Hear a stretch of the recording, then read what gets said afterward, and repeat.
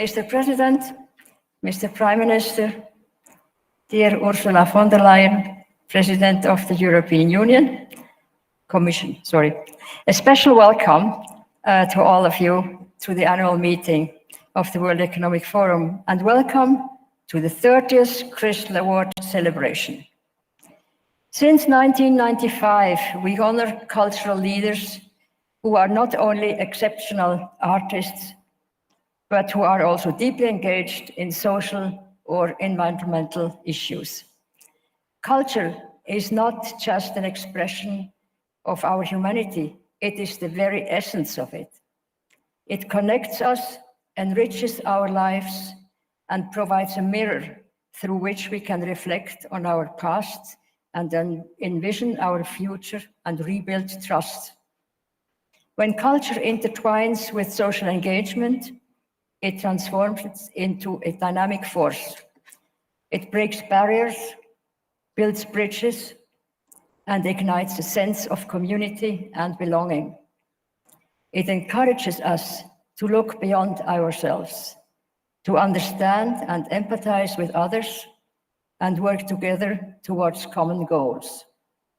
Tonight, we are delighted to celebrate the contributions to society and honor 3 exceptional cultural leaders, each from a different discipline and region, yet united in their ability to inspire trust and connectivity.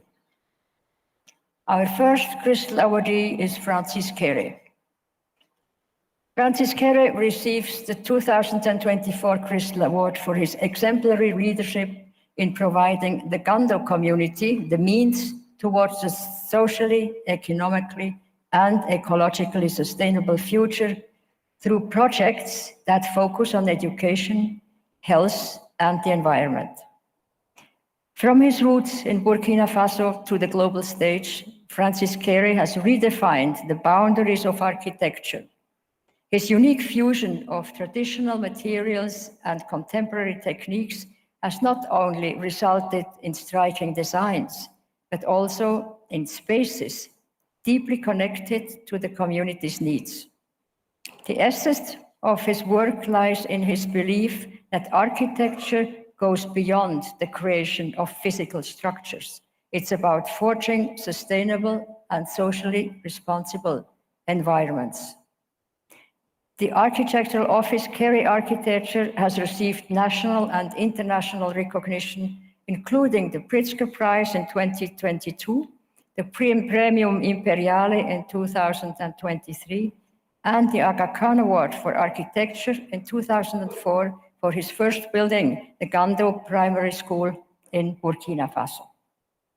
Currently, Francis Carey is working on the Benin National Assembly, the Goethe Institute in Dakar, as well as teaching at several universities in Germany, Switzerland, and the United States. Ladies and gentlemen, please join me in congratulating Francis Carey for receiving the 2024 Crystal Award. Please join me on stage.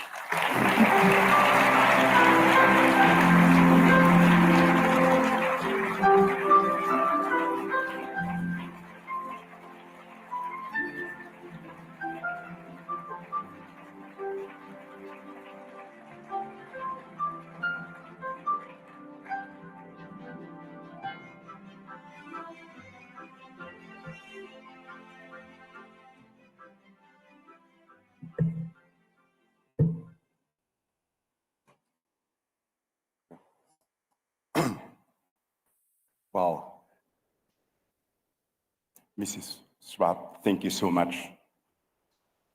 Honoraries, ladies and gentlemen, thank you very much. It's a great day. I have seen heroes of myself here, and I feel intimidated. So being here is for me, let's say, a milestone.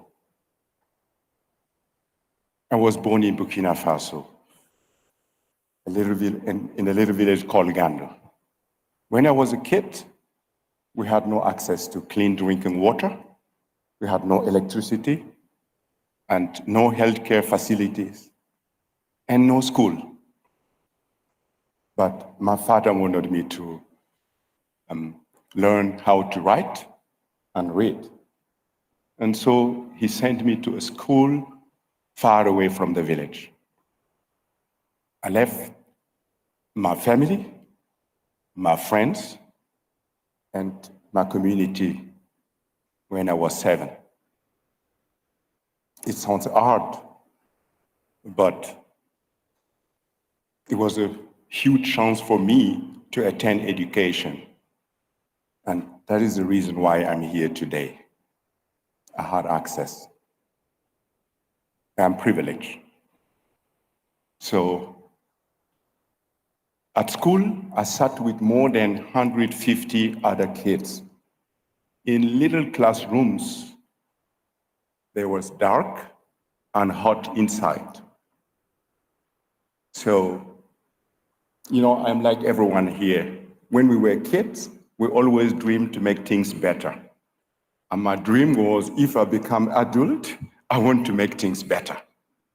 So at school, I was curious to learn, and I quickly succeeded.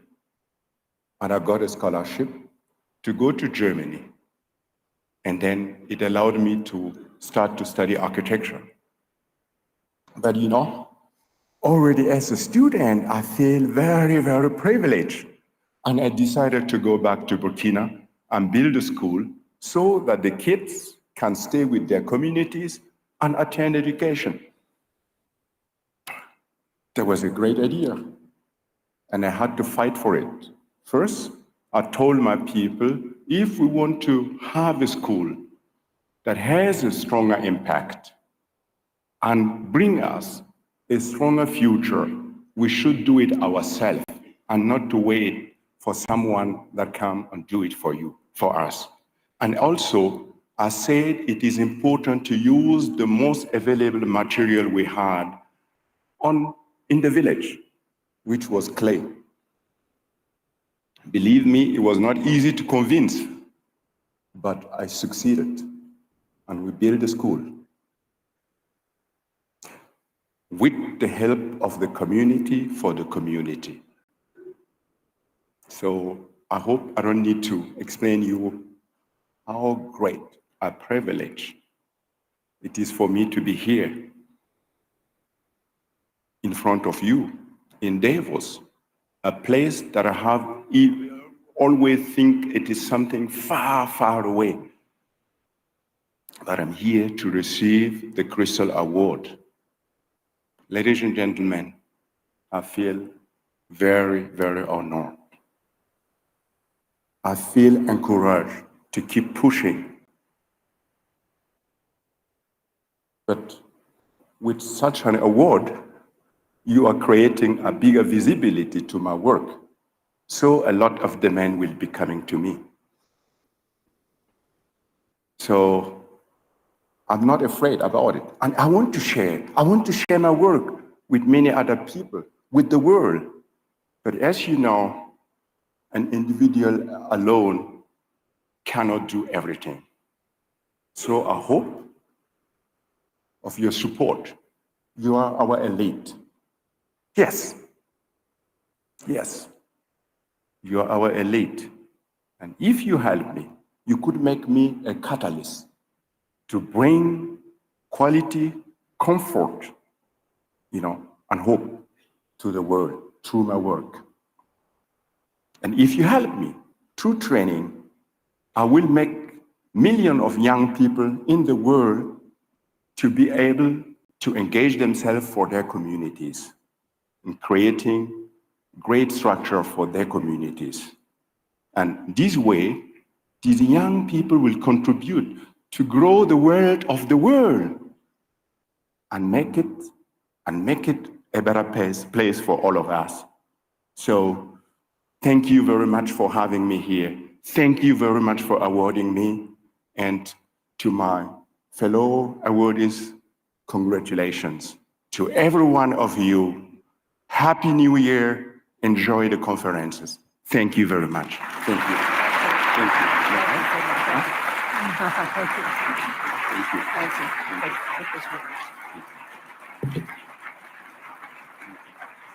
Thank you.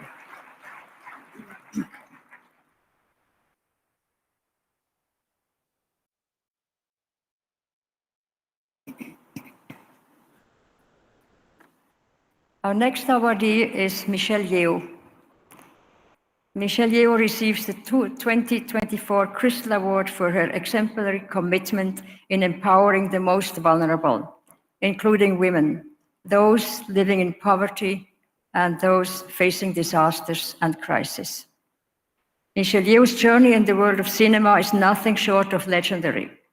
From breathtaking action roles that defied gender stereotypes to powerful, dramatic performances that captivated audiences worldwide, her versatility as an actor is unparalleled. Last year, in 2023, she made history, becoming the first actor of Asian descent to win the Academy Award for Best Actress. She has starred in over 60 films. You certainly remember the James Bond Tomorrow Never Dies, or Crouching Tiger, Hidden Dragon. But what truly sets her apart is her unwavering commitment using her platform for positive change.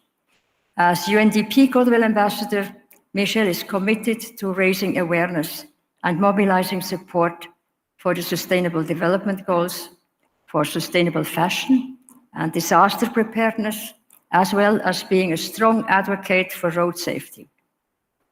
Ladies and gentlemen, please join me in congratulating Michelle Yeoh for receiving the 2024 Crystal Award.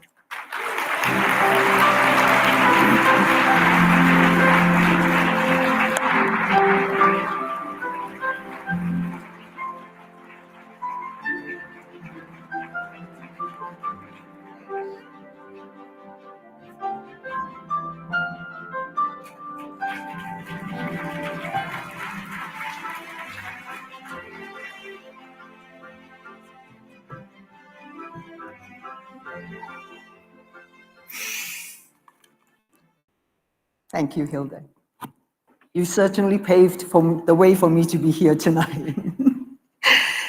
Excellencies, ladies and gentlemen, dear friends, thank you to the World Economic Forum for this unique and profound award. I am thrilled and honored today to be recognized for my small part in the extraordinary work that I do with UNDP, with IPI, with ICM, and as a UN Road Safety Ambassador. As you know, my day job is very different, of course. I'm an actress who got my start taking on bad guys, kicking and punching and leaping in action films. For a young girl from Ipoh, Malaysia, whose dream of dancing was crushed by a life-changing injury, it was action. And the impulse to embrace change and ultimately open doors to a life I could never have imagined. Perhaps that is why I am so tremendously inspired by the work of these organizations, like the UNDP and their commitment to women empowerment goals. In the real world, they are the true action heroes. Taking on gender inequality through targeted initiatives that incorporate the experiences, needs, and contributions of women, they challenge structural barriers, promote autonomy, and alleviate suffering in the face of climate change, conflict, and poverty. At the core of their work is the simple belief that you cannot hope to build a better world while subjugating half the world's populations. Seems obvious to me. Too often, new mothers are not supported by social programs or maternity help. Too often, young girls are withheld basic access to education and advancement that could spark a brighter future for all of us. They believe, as I do, that gender equality is the best chance we have to combat the most pressing challenges of our time, that women are not only more affected by these problems, they possess the resources and leadership to solve them. Gender discrimination is not a woman problem. It is a world problem. In the face of these dark, immense issues, one voice, one shining light, one advocate may be the difference between a continued existence of silence and darkness or a future of change and hope. For me personally, action in the face of adversity opened doors, altered the course of my life, and made every dream of a little girl come true. I wish the same for millions of women and girls around the world, that action, big and small, might empower, illuminate, and elevate their lives. And I invite everyone in this room to join forces in order to make that dream a reality. Thank you again to the World Economic Forum. Thank you, Professor Klaus. Thank you, Hilde, for this tremendous and esteemed award. I will cherish it forever and continue to fight for what I truly believe in. And thank you, ladies and gentlemen. Happy New Year.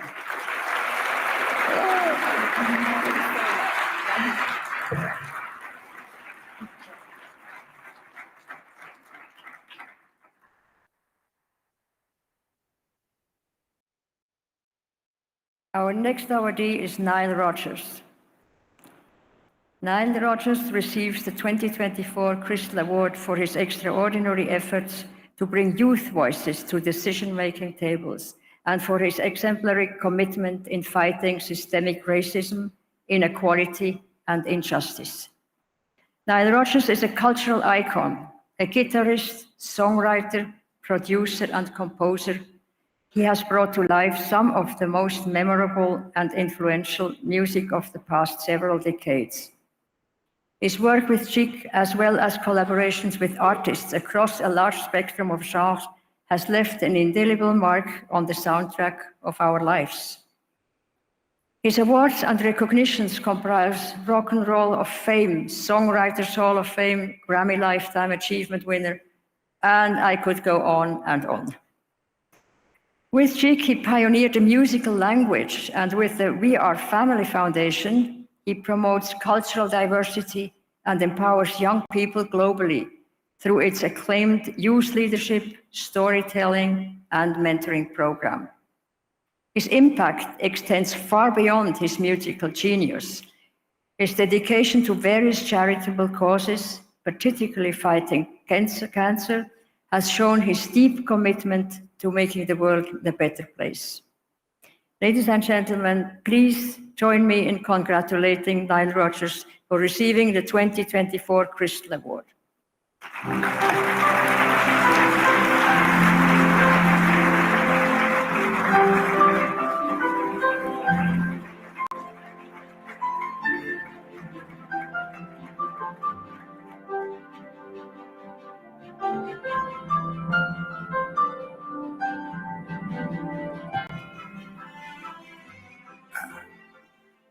Wow. That's mine. Oh, that's yours. Where's mine? Okay. Good one. Good. Thank you. No, I'd like to sincerely thank Professor Klaus and Hilde. And let's not forget, this is important to me, let's not forget the team at the World Economic Forum, because I know how hard they all work to make this the best event possible. Thank you.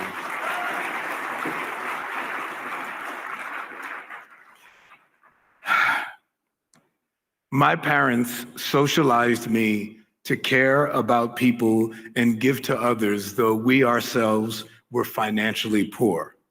So I'm immeasurably honored to receive this 2024 Crystal Award for my continuing efforts to help make a more peaceful, equitable, and inclusive environment through music and activism. I'm overjoyed that you recognize the incredible work of We Are Family Foundation, my commitment to supporting game-changing youth all around the world, and our dedication to involving them in decision-making process in C-suites and beyond. Over the last 20 years, our We Are Family Foundation has powerfully illustrated my belief that young people are the thinkers and the innovators who are critical to both the present and the future of our planet. We are honored to work with hundreds of youths around the world who are actively solving problems they are personally experiencing, whether it's climate change, the ethics of AI, social justice, or gross inequality. They should have seats at decision-making tables. In my heart, I believe this because as a young Black Panther, I was just like them. Though I've had a successful career, it did not come easy. The greatest impediments to my success were ageism and racism. When I was a teen composer, almost every major record label loved my music. That is, until they met me and they saw that I was young and Black. After every meeting, eventually they'd say, "You don't look like your music." I wonder what that meant. Well, after years of trying, we finally got signed because a brave record executive quit his job at one label and took our music to a label that had repeatedly turned us down. However, he went to that meeting without us, just our songs. The president of that label signed us on the spot. It actually is funny to me now because, anyway, sorry. Once signed, we expanded on a template that has become the handbook for the most successful music. Let youth lead the way.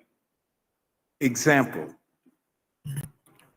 we composed, marketed, and promoted that first song, and it was a million seller right out the gate, as were our next 9 singles, one of which is still Atlantic Records' biggest selling single of all time. It's called The Freak. You guys might know it as "Aw, Freak Out." But that led me to making phenomenally successful music with Sister Sledge, Diana Ross, David Bowie, Duran Duran, Madonna, Daft Punk, Daddy Yankee, Beyonce, and so many more. In 2023, which was a record year for music consumption, the industry's top composers and performers were teenagers and artists in their 20s. There are over 600 million people, including 100 million homes in the United States, paying for a premium monthly music streaming service. In that same year, I became the first songwriter to win a Grammy Lifetime Achievement Award and a Grammy for my latest hit with Beyonce called Cuff It. The success has given me the opportunity to reach hearts all over the world. I realized a long time ago that I've been given a priceless gift. When I give that gift to others, I get back more than the wealthiest person on earth. Admiration to everyone who's helped me in this never-ending journey.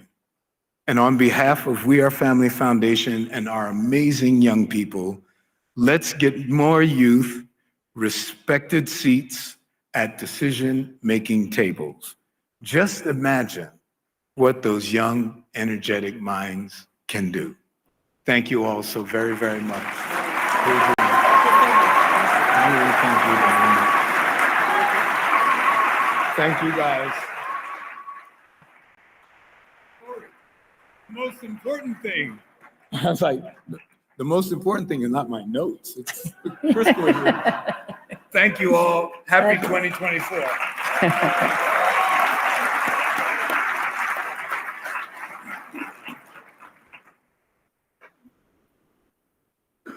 This concludes our Crystal Award celebration. As is tradition, we will continue the evening with a concert.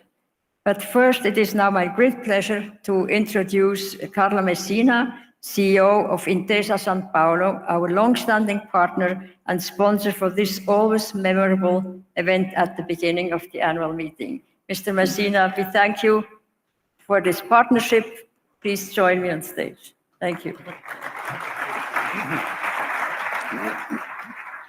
So, thank you very much, and good evening to all of you, Authority, and Hilde and Klaus. I'm really happy that each year you can allow us to be sponsor for this concert. This is very important for us as Intesa San Paolo because we are not only a strong value creator in banking sector, but we are today the #1 impact bank in the world.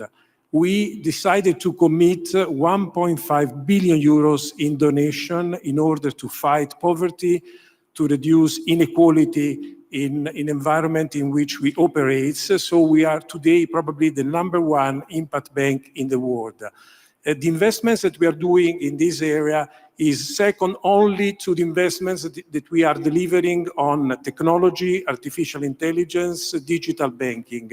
But at the same time, with this activity, we are now giving a number of jobs to people that can have problematic situation from artificial intelligence and technology, because now we have 1,000 people working in this sector, so working for helping social, 1,000 out of 100,000, that are the number of employees of Intesa San Paolo. So I think that this area of corporate social responsibility and doing something for people in need is something that can be used also from other companies that want to develop technology without reducing the number of people working in the organization. So having said that, culture for us is important, is an area of investments. We have 4 museums in Italy, and that's the reason why we are so close to this organization, to you, Hilde, that are doing a fantastic job, and we are really proud to be sponsor of this concert. So I will leave the floor to the concert.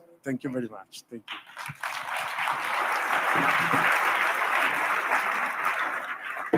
Thank you very much again. The opening concert is an immersive musical and visual storytelling of the unlikely yet fascinating relationship between the Sahara Desert and the Amazon. It features performances by Angelique Kidjo, musician and composer Ibrahim Malouf, and the young Brazilian singer and songwriter Will Sant. The visuals are created by media artist Refik Anadol using cutting-edge technology and artificial intelligence. There we are again. I wish you a wonderful evening.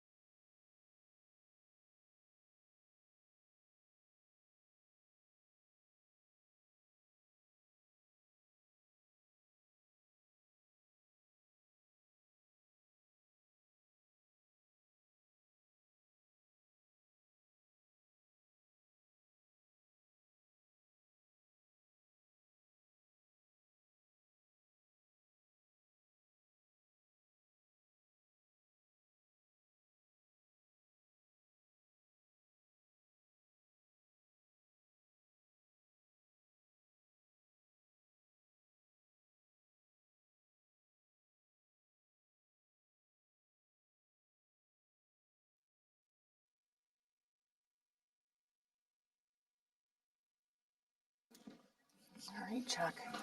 Let's have some fun. Oh, yeah. When did you arrive, Gita? Yesterday morning. Okay, so you are in excellent shape. And you? I arrived yesterday evening by train. Oh, yes, no, you're doing good.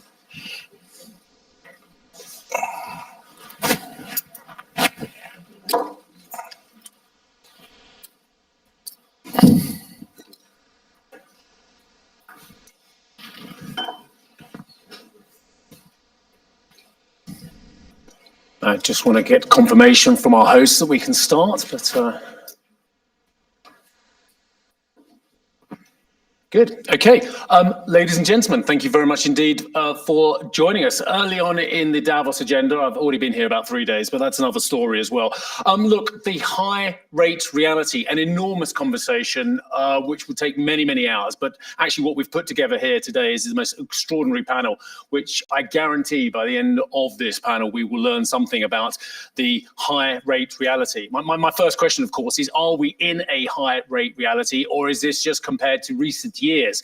Because many of us in this room, myself especially, are of a certain age where we remember this as a rate normality rather than a high rate reality as well. The story is very familiar here. Fed has gone from close to 0 to 5.25% to 5.5%. The ECB down to this man and others as well. 10 straight hikes to a record deposit rate of 4%. Bank of England up to 5.25% from 0.1% in 2020. The Bank of Japan, well, we'll leave the Bank of Japan because they haven't actually moved yet. But that's another story as well. So again, we're not calling victory yet. In fact, I've already heard that comment in the green room as well. We're not calling victory on the fight against inflation as well. Too many people of a certain age have looked at Arthur Burns as well. So we know there are concerns and a job still to be done. But what are the big questions? Of course, ramifications on growth, on corporations, on individuals, on governments as well. Some of the deficits look pretty scary.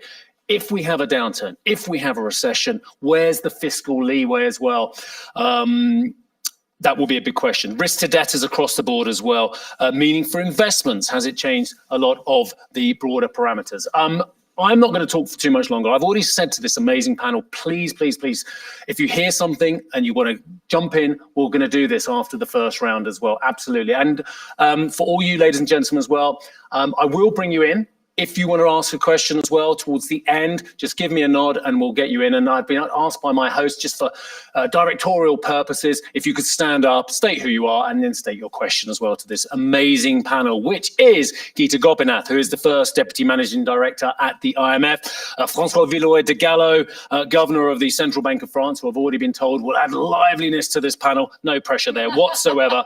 Adina Freeman, well, she was the one who told us that François will do that. She's the Chair and CEO of NASDAQ, just deflecting there from Adina, and Chuck Robbins, the Chair and CEO of Cisco as well. So we've got an amazing array of policymakers, of corporate leaders as well, and one of the most influential economists in the world. So why don't we start off with you, if we can, Gita, as well. I've already said it's a higher rather than a high rate environment. That's my view as well. But just go through what the ramifications are at the moment as you see it from this current environment, and maybe a little clue as to where we go next.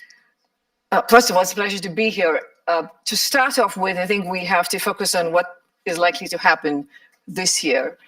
As we know that the markets are expecting central banks to cut rates pretty aggressively. I think that's a bit premature to make that conclusion. We are in a phase where inflation is coming down. It's come down quite a bit. It's surprised how fast it's come down, but yet the job is not done. We still have labor markets that are relatively tight in the US and including in the euro area. So we should expect rates to come down sometime this year. But based on the data that we're seeing right now, we expect this to be more likely in the second half of this year. Now, to your question about where we expect rates to head, maybe 3 or 4 years down the line, I think it's fair to say that compared to the period after the great financial crisis, so post-2008 to 2019, we're looking at policy rates that I would say are on average higher than what we saw during that period. And the reason I say that is because that regime, the post-GFC regime, was a time when central bankers were hyper-focused on having too low inflation. And so they were keen on running the economy hot, not moving preemptively. Now we're in a world where we have far more supply shocks that are much more severe. And we've seen that inflation can come back pretty strongly. So we are moving to a regime where central bankers are going to be a little more cautious about running the economy hot, and also moving preemptively and not waiting until they see inflation go above target. So because of those reasons, we're moving to a higher rate environment. And of course, that has implications. This is normalization, as you said. It's going back to pre-GFC times. But that has implications for the cost of funding around the world compared to that decade of abundant liquidity. Gita, the Fed in an old world, about 6 months ago, used to talk about cumulative and lagged effects as well, which can last somewhere in the region of about 18 months as well. I don't hear much about that anymore. I don't hear about those effects. Has the penny or the shoe still to drop on the effects of these higher rates? Because across the board, and I know it's something we've already discussed in the green room, but for our audience here, it seems to me that a lot of people haven't had to refinance yet. They've still got to refinance globally, whether you're a government, a corporation, an individual over the next few years as well. This could be really tough for many people's own personal balance sheet, for government balance sheet, and indeed for corporates. I think first we have to recognize that there has been a lot of resilience in the economy, despite the rate hikes that we have seen. So we've looked at the estimate of how much of transmission has already happened. And our estimate is that for the US, about 3/4, so 75% of the transmission has already gone through, and we have the rest that's going to happen this year. For the euro area, it's been less because they started later, so there's more of the transmission left. But what is uniformly true is we have households and corporations with stronger balance sheets. And we've seen effects, but we've also seen resilience. Labor markets are slowing, but at a much more gradual pace, which is why, I think at the IMF, we feel like a soft landing scenario. The probabilities have gone up quite a bit because we've had inflation come down without needing that much of a loss in terms of economic activity. I find that extraordinary. You talk about 3/4 of transmission. I will move on. I know the point you made on resilience is something Adina's really going to bring up as well. But I want to get to a policymaker. I'm so tempted to ask Francois Villeroy de Gallo when we're going to get the first rate cut, because we all want to know, but he's not going to tell us. So I've already asked Robert Holtzman from the Austrian Central Bank. That wasn't good for the doves out there. I've already asked Mario Centeno this morning from the Portuguese Central Bank. That was more dovish as well. So within his first answer, he's going to tell us about the challenges about making that decision about the first rate cut, which, according to Goldman Sachs, told me yesterday, it's in April, yeah? So, Chuck, I thought you would resist your own temptation, but you didn't. But let me say some words about the present situation. It's too early to declare victory. I completely agree with Gita. The job is not yet done. That said, interest rate tightening has been quite successful so far, and more successful than one we expected in Davos, say, 1 year ago. What we can see on both sides of the Atlantic is something like a soft landing so far, which raises, by the way, a new question, if you listen. What was the role, or what is the role of monetary policy in this soft landing? Were we only lucky due to energy disinflation, or were we also talented?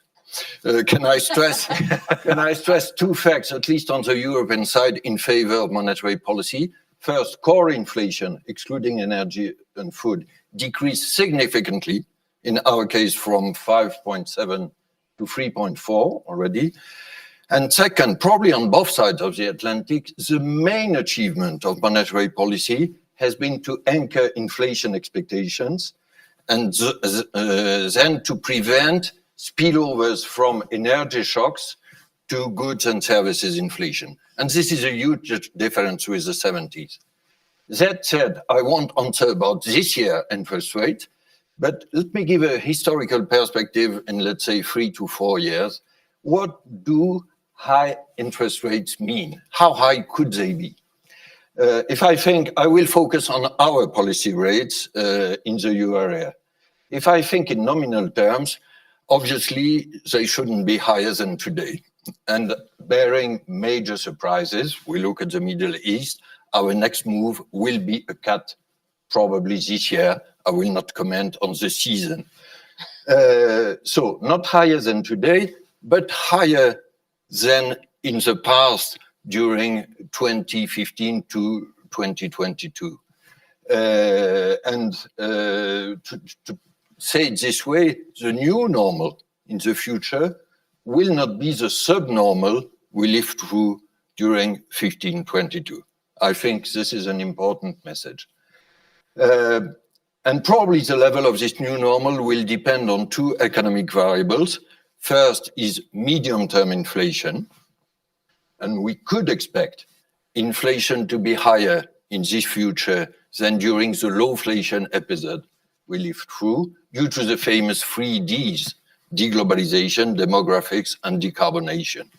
So it will be probably very volatile, but we will have a better chance to achieve the 2% objective. And the second economic variable is the level of R star, the so-called neutral interest rate. What is the good thing with R star is, Gita, we will probably agree on that, we don't know exactly where it is. But what I know for sure is that it stopped decreasing, which was a 20 years downward trend. Whether it increased in the recent past, we don't know exactly, but let me say that for the euro area, we estimate R star to be around zero.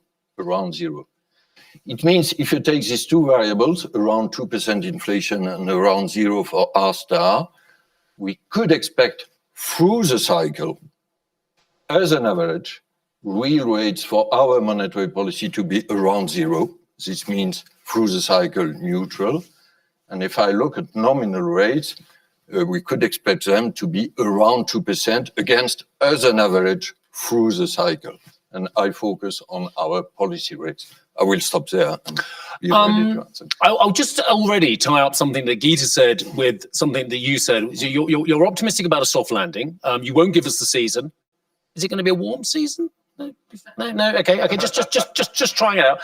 But so you won't give us a season. But Gita's already said the transmission effect, and if I'm correct me if I'm wrong, in the US has already had about 3/4 of the effects on borrowers and what have you, but whereas less so in Europe as well. Are we still to see the ramifications of the 4% interest rate across broader Europe?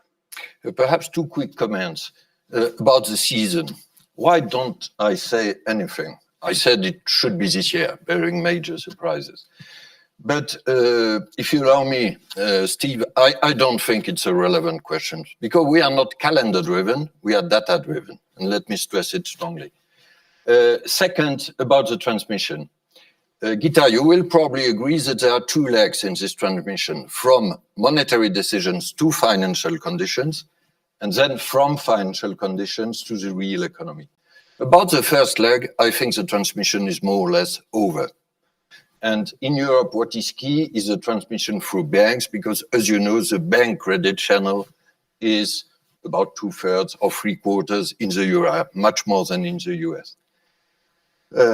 What is more difficult is the second leg, the transmission of financial conditions to real economy and to the borrowers. Here, it's much more difficult to assess. And it strongly depends on various sectors. If I take real estate, for instance, I think most of the transmission has happened already because it's very sensitive to interest rates.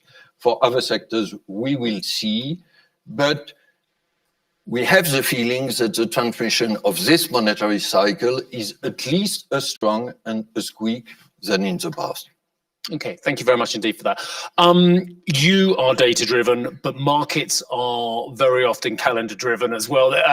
As we've seen, the stunning reversal in the level of the yield of the US 10-year from when it was doing the job for the Fed, working with the Fed, and then when it came down to a high 3 handle, low 4 handle, all of a sudden, I didn't hear the Fed talking about how easy money had got compared to when it was at 5%. But we'll come back to this a little bit because, Adina, the markets, I think, are on a hair trigger for when the first cuts are going to be.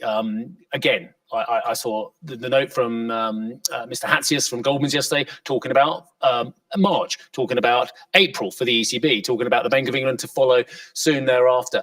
Do you think the markets are on a hair trigger for the first rate cut? I think that the markets tend to anticipate. So, the markets try to predict the future. And what they're basically predicting is that there will be rate cuts. Are they better than the economists who have predicted 30 of the last recessions when they only happened 6 times? I mean, economists, like, they always joke about the fact that they're, they are as good as the weatherman, but at the same time, they sound great. But I actually think that this time there are a lot of signals that would say that there should be rates as we go through the year. The question is when they would start. And if I were the Fed, I would be a little concerned about starting too early because, yes, we're seeing the right direction of travel with inflation. I think the Fed is also expecting the direction of travel to moderate, meaning it's going to get harder and harder to kind of continue to bring the rate down. So they're gonna expect that, which is also good. But they also want to make sure that they feel like they've really gotten to a state of stability around the rate before they start making significant moves in the interest rate space. So that would mean, I would say that I don't know when that's going to be. I'm not going to try to predict that. But the markets do try to predict it. And what happens in the markets as a result of this notion that there could be a lower cost of capital as you go through the year is that investors can start to think about how they model company earnings over the future more successfully. They can say, well, I know that the cost of capital is not likely to go up. So then I can at least put in a stable cost of capital as a foundational element of their model. They also know that inflation is coming down, so they also know that the cost of doing business is also moderating. So that also gives them more confidence. And if you're a borrower, if you're trying to do M&A or you're trying to expand your business, you also know your cost of capital as a company is not going to be higher. Like, so if you borrow now, you're not suddenly going to have to borrow at a higher rate later. So I think all of that builds more confidence in the market, which of course does show up in the market values. Well, last year it was a very, what I would say, top-heavy market performance that kind of brought all the indexes up. I think you're starting to see in December and into January a broader-based improvement in valuations, because I think that the broader market, small caps are now starting to show some improvement in valuations, and others because they know that the cost of capital is likely to be stable to lower going forward. And I think that'll also drive an interest in investors wanting to put risk capital to work, which means IPOs could have, we could actually have the IPO market open back up again. And we are seeing a lot of interest. We have about 85 companies who filed to go public on NASDAQ who are wanting to go out into the market. And so I think that they're starting to gain more and more confidence that could happen in the first quarter for second quarter. Most likely more in the second quarter, but there'll be some bellwethers in the first quarter. Your great team's put together a lot of stuff for notes for me about resilience as well. But I really want to talk about the changing business model, or certainly how investors evaluate business models, because we all know in 1997, 98, 99, the NASDAQ went to the races on the back of pretty shaky business models. It was more about the thematic. And this time around, there is a fear that it's excitement about the thematic again, whether it's crypto, whether it's AI, what have you. And again, there's a brilliant chart I saw comparing Cisco in the 90s to NVIDIA now. Okay, it was a very specific time frame, but it was very interesting looking at the exuberance about the business model and the multiple to sales as well. So I think it's great that investors are having a reality check again now, but has that process still a long way to go? Well, I mean, I think first of all, there's always going to be an opportunity for speculation in the markets, and that's a factor of the markets. Meaning, again, the market's trying to predict the future, right? So the future of technology. And they're going to get excited about that. And they think that if, the next generation of AI is really going to have a sea change effect on the economy, on companies, on industry, they're going to invest, they're going to lean in there. And that's kind of part of the benefits of having the markets be open and available. I think that at the end of the day, though, the earnings have to follow, right? So as you know, you can have moments in the markets that can get dislocated from reality. And sometimes the reality catches up and sometimes it doesn't. I think now, though, today, if you look at the tech industry, you look at what's really driving valuations in the markets, there are some great companies doing, with that very strong earnings, very strong revenue growth, driving the markets up. And they also have a lot of promise of what AI can generate for their businesses in the future. And then you also, I think, have companies that have spent 2022, and 2023 becoming more resilient, focusing on getting to positive cash flow, focusing on actually building up. They don't want to be in the situation where they're at the mercy of the markets either. So they've spent their time, kind of culling their investments, making it so they're making certain conviction bets and driving a positive cash flow if they're not already profitable. And I think that'll also make them stronger if the markets come back, cost of capital goes down, investors are more confident, and they're more resilient. that actually, I think, is good for markets, good for the company, good for the economy. And that's what we talked about last year. Last year, we were talking about exactly that this notion of getting to a point of financial resilience is actually much better for the sustainability of the economy. Sure. But I guess the question I'll raise in a moment is, have central banks aided that longer term resilience, or actually hit a lot of the demons in the cupboard, which will only come out during a prolonged period of high rate? I'll come back to that, because I want to get to Chuck. Chuck, you've already surprised me in the green room, because one thing that Cisco has done is made one very large acquisition in the last 6 months and one smaller one that I've seen. And I was going to come to you and say, actually, the higher rate environment isn't affecting your deal making. If it's the right company with the right fundamentals and the right cash flow, and you've got enough cash in the bank, then you're just going to do deals regardless. But actually, you've already said to me, actually, no, it really is affecting how we are making our decisions. Yeah, well, it's great to be here. I think, look, you referenced the big deal that we are still waiting on regulatory review and approval for, which was Splunk, which we paying $28 billion for. Largely financed through debt. And in that case, their financials were strong enough to support the interest payments and everything else from a cash flow perspective. So it made a lot of sense for us. As you know, in tech, to your point, a lot of these companies are not profitable. A lot of the startups are burning cash. We had this free money mentality for this very long time. So money was being thrown at everything. And so when we would go look at companies, you had to be willing to take on the OPEX that would come with them at a time where they generally would not be accretive by any stretch. And now it's just become a bigger issue, because now you have to think about the interest costs that come along with it. So now that we have done Splunk, we had another deal that one of my team members wanted us to look at recently. And we said, well, that comes with about $50 million of interest expense. Can you absorb that into the business model when you pull this thing in? And the answer was no. I can't cover their OPEX and another $50 million in interest expense. So we walked, right? So, and I think that it has had an effect on M&A for sure, because for all the years we've been doing it, you never had to really consider interest expense. You just have it as like, it's free, it's zero. And so it's certainly coming into play there. And I think to Adina's point, when you get into Gen AI and some of these other things, we are seeing some of the private valuations are going nuts again, and it is ironic to me that we're so quickly doing this after what we experienced, 48 months ago, right? I mean, it's just incredible. But I can value Steve Sedgwick Inc. At $20 billion when actually everyone else really knows it's worth about $1 billion. Thereabouts. So when I'm a private sector and I've got a valuation, it means nothing until the deal's done as well. So are a lot of the private sector valuations, which are owned by our dear friends in VC or PE or what have you, is it just pie in the sky and they're just kind of floating kites, so to speak? Or actually, are there deals getting done at these high valuations? Can I just say, I think in the VC world, you have to realize the VC community, they don't just take one bet, right? They're going to be spreading their bets, and they're also going in. And they've never been known to not inflate the valuations of all of those bets. Well, and the challenge to them is now they have a real cost of capital, and the companies that they're investing in have a real cost of capital. That's a very different investment thesis to begin with. And so, the amount of VC money that went to work over the last year and a half is much, much, much, much, much lower than it has been in the prior years. I think at the same time, they are going to get wrapped up in what's the next wave, what's the next potential. They don't want to be left behind. They want to be early. They want to put place their bets across several different opportunities. Because at the end of the day, they're making a lot of small bets, and then they become bigger over time, right? Some fail, some don't, but that is the nature of VC.